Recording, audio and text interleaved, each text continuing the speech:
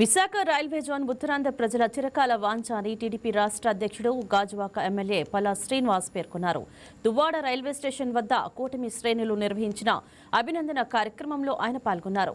ఈ సందర్భంగా కార్యకర్తలు టపాసులు కాల్చి స్వీట్లు పంచుకుంటూ సంబరాలు జరుపుకున్నారు. విశాఖ రైల్వే జోన్ ఆంధ్రుల హక్కు అని పేర్కొన్నారు.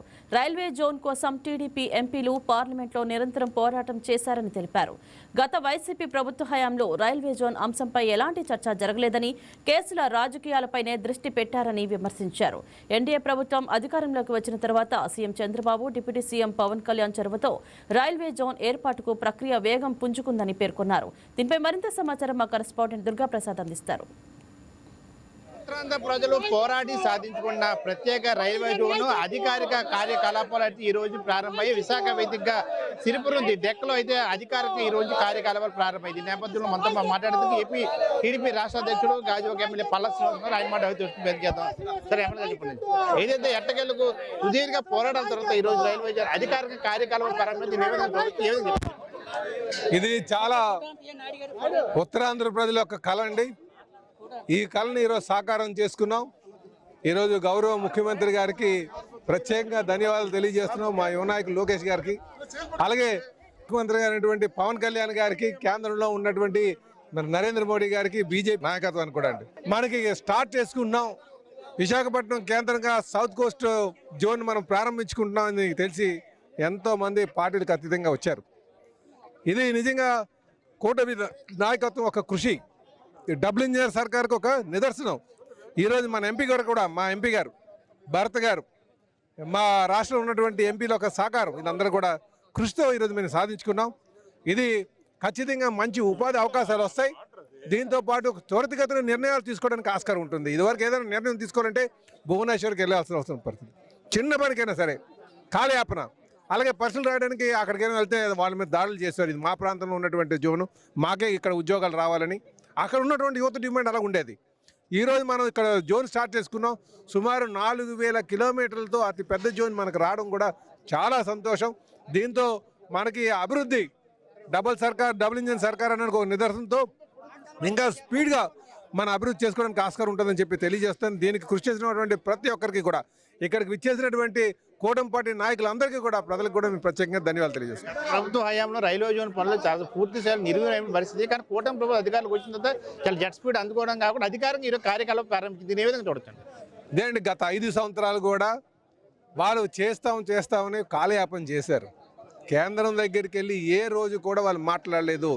విశాఖపట్నం స్టీల్ ప్లాంట్ని మంట కలిపారు, గంగవరం పోర్ట్ని అమ్మేశారు. అలాగే ఈరోజు ఇక్కడ రైల్వే జోన్ తీసుకొస్తామని చెప్పేసి వాళ్ళు సొంత పనులు చేసుకున్నారు తప్ప ఒక్క పని చేయలేవు లాస్ట్ టైం ఉన్నటువంటి వైసీపీ ప్రభుత్వం. ఈరోజు కూటమి ప్రభుత్వం వచ్చిన తర్వాత స్టీల్ ప్లాంట్కి సుమారు 15,000 కోట్లు తీసుకొచ్చి ఈరోజు దాని లాభాల బాటలో తీసుకొచ్చాం. ఈరోజు జోన్ ఏదైతే ఉత్తరాంధ్ర ప్రజల యొక్క ఆకాంక్షను నెరవేరుస్తూ గెజిట్ నోటిఫికేషన్ తెస్తూ 50 ఎకరాలకు ఏదైతే హర్డిల్స్ ఉన్నాయో, ఏదైతే అడ్డంకులు ఉన్నాయో అడ్డంకులన్నీ తెలిసి 50 ఎకరాలకి ఒక స్థలం ఇవ్వడం జరిగింది. అదే కాకుండా జూన్ 1 నుంచి మేము ఆ కార్యకలాపాలు స్టార్ట్ చేస్తాం అనుకున్నాం. అలాగే సిరిపురంలో ఉన్నటువంటి గవర్నమెంట్ డెక్ బిల్డింగ్లో మన 2వ ఫ్లోర్లో 3వ ఫ్లోర్లో మనం ఆపరేషన్ కూడా స్టార్ట్ చేస్తున్నాం. ఇది కుటుంబ ప్రభుత్వం యొక్క కృషి, ఇది నిబద్ధత, ఇచ్చినటువంటి మాటకి కట్టుబడి మనం ప్రజల యొక్క ఆకాంక్షను కట్టుబడి ఈరోజు మేము చేసుకొచ్చామని చెప్పి ఈ సందర్భంగా తెలియజేస్తాం. ఎన్నో పోరాటాలు సాధించుకున్నాం. ఎట్లా ఉండిపోతుంది యువతకు సంబంధించి ఉద్యోగ అవకాశాలు కల్పించి కానీ భవిష్యత్ తరాలకు ఏ విధంగా ఉండిపోతుంది ఈ కొత్త రైల్వే జోన్ కార్యకలాపాలతో? ఇప్పుడే శాసనసభ్యులు శ్రీనివాస్ గారు చెప్పినట్లు ఇది ప్రత్యేకమైనటువంటి అంశంగా భావిస్తూ ఉన్నాం. గత ప్రభుత్వం మీరు ఇందాక అన్నారు, వాళ్ళు ఎంతసేపు ఢిల్లీ వెళ్ళి వాళ్ళు కేసులు తీయించుకోవడానికి మాట్లాడారు తప్ప ఏ రోజు ఈ రైల్వే జోన్ కావాలి, స్టీల్ ప్లాంట్ కావాలి, లేదా ఈ ప్రాంత అభివృద్ధి కావాలని చెప్పి ఏ రోజు పోరాడలేదు. కానీ నిబద్ధతతో పనిచేసే ప్రభుత్వం వచ్చింది, డబుల్ ఇంజిన్ సర్కార్ వచ్చింది.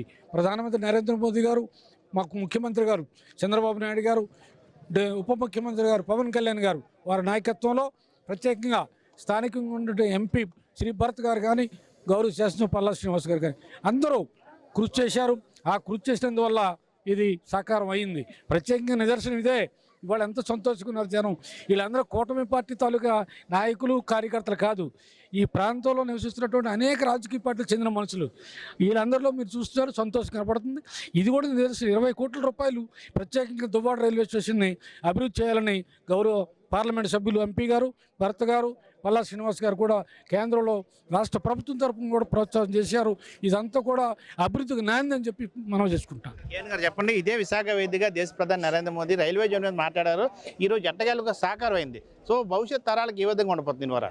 ప్రధానమంత్రి శ్రీ నరేంద్ర మోదీ గారు మాట ఇచ్చారంటే మడమ తిప్పరు. అందుకే డబుల్ ఇంజిన్ సర్కారు, అటు కేంద్రంలోనూ రాష్ట్రంలోనూ డబుల్ ఇంజిన్ సర్కారు అధికారులు ఉంది కాబట్టి ఇక్కడ రాష్ట్రంలో గౌరవ సీఎం గారు శ్రీ నారా చంద్రబాబు నాయుడు గారు, గౌరవ డిప్యూటీ సీఎం శ్రీ పవన్ కళ్యాణ్ గారి కృషితో వెళ్ళి కేంద్రంలో అడిగితే ప్రతి దానికి కూడా వెంటనే నిధులు కేటాయిస్తున్నారు. మనకి ఎన్నో ఏళ్ల కళ 4 దశాబ్దాల నుంచి ఉత్తరాంధ్ర ప్రజలంతా కూడా ఇప్పుడెప్పుడైనా ఎదురు చూస్తున్నారు. ఆ కళ నెరవేరింది. ఈరోజు మన సిరిపురంలో ఉన్న డెక్ భవనంలో కార్యకలాపాలు కూడా ప్రారంభమయ్యాయి. గతంలో అయితే ఈస్ట్ కోస్ట్లో ఉండేది మన జోన్ కూడా.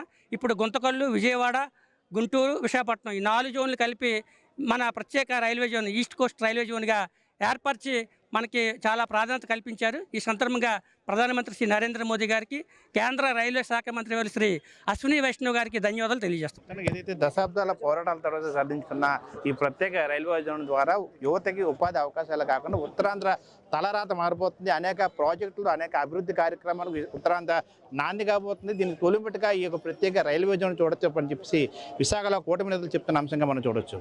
వీడియో జర్నలిస్ట్ కిషోర్తో దుర్గాప్రసాద్, వైకే న్యూస్, విశాఖ నుండి.